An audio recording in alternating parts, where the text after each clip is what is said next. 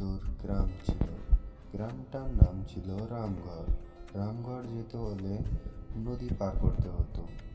নদীটার মধ্যে দুটা নৌকা ছিল, যে ওপার এপার আসার জন্য যাওয়া হতো। একটা অত্যন্ত সুন্দর গ্রাম। হরিয়া নামের একটা কৃষক থাকতো। তার স্ত্রী গর্ভবতী ছিল, তাহার লেগা প্রত্যেক দিনই খাবার নিয়ে যেত।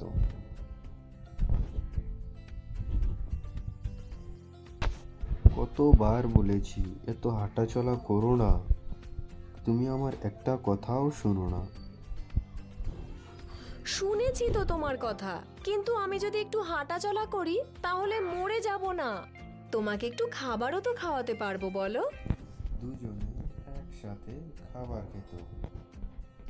হরিয়ার স্ত্রী মীরা দুটা কন্যা সন্তান জন্ম দেয়। কন্যা সন্তান জন্ম দেওয়ার পিছেই তার মৃত্যু হয়ে যায়। মীরার গ্রামবাসীর লোকেরা মীরাকে দেখতে আসে। হরিয়া, খুবই খারাপ লাগছে যে তোমার স্ত্রী এত কম বয়সে মারা গেলেন। হরিয়া, তোমার তেমন বয়সও হয়নি।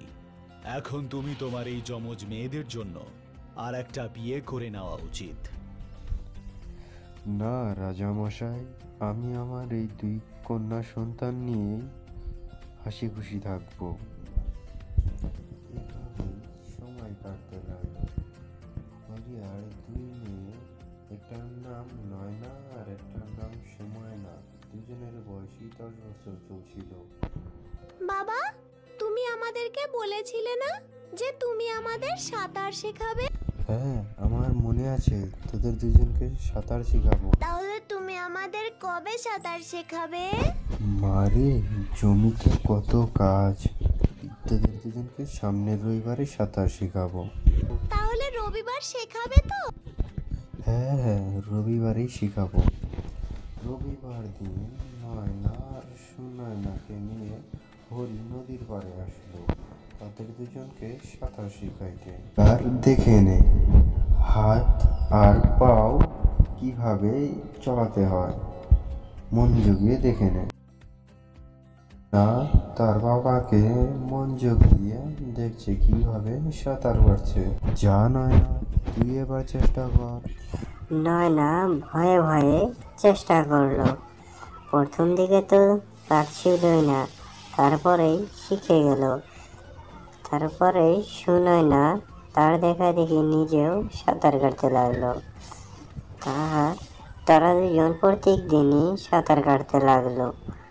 তারপর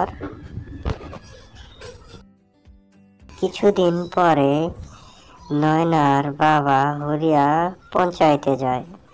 রাজামশাই, আমার দুই মেয়ের শংসাপত্র চাই, নয়না আর সুনয়নার। দিয়ে দেবো, কিন্তু তুমি এসব দিয়ে করবেটা কি? আমি পাশের যে গ্রামটা আছে ওই গ্রামটার স্কুলে পড়াতে চাই। তুমি কি তোমার মেয়েদের পড়াশুনো করাতে চাইছো? আমাদের গ্রামের তো কোনো মেয়েরাই পড়াশুনো করতে চায় না। তুমি গ্রামের ঐতিহ্যকে নষ্ট করছো। কাল তো সব মেয়েরাই বলতে শুরু করবে যে আমরা স্কুলে যেতে চাই। তাহলে বাড়ি আর খেতে কাজ কে করবে? আপনি যাই ভাবেন না কেন, আমি আমার দুই মেয়েকে পড়াবোই। আপনি আমার দুই মেয়ের শংসাপত্রটা দিন। পঞ্চায়েত প্রধান একটা বই বের করলো। বইয়ের মধ্যে শংসাপত্রগুলো ছিল। তার দুই মেয়ের শংসাপত্র দিয়ে দিল।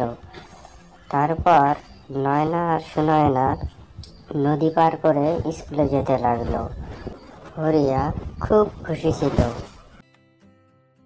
পরের একদিন নয়না আর সুনয়না নৌকা দিয়ে স্কুলে যেতে লাগলো। তার সামনে রাজামশাই নৌকা চলে একাই আসতে লাগলো। নৌকাটা নয়ে ভেসে পড়ে গেল। রাজামশাই নদীতে পড়ে গেল। বাঁচাও, বাঁচাও আমাকে, বাঁচাও, কেউ তো বাঁচাও, বাঁচাও আমায়। নয়না সুনয়না অন্য কোনো কিছু না ভেবে নদীতে লাফ দিল আর রাজামশাইকে বাঁচাতে চলে গেল। রাজামশাইকে দুজনে নয়না আর সুনয়না নদীর পাড়ে নিয়ে আসলো। নদীর পাড়ে কিছু মানুষ রাজামশাইয়ের বুকে জানতে থাকলো, আর রাজামশাইয়ের হোশ আসতে লাগলো। শেষমেশ রাজা বেঁচে গেল।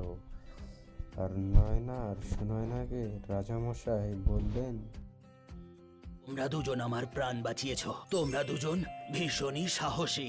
হরিয়া ঠিকই বলতো যে তোমরা দুজন থাকা সত্ত্বে ওর কোনো ছেলের প্রয়োজন নেই। আমরা এই গল্প থেকে এটা বুঝতে পারলাম যে মেয়েরা ছেলেদের থেকে কোনো অংশেই কম নয়, আর একজন মেয়েও সেই সব কাজ করতে পারে যা একজন ছেলে করতে পারে।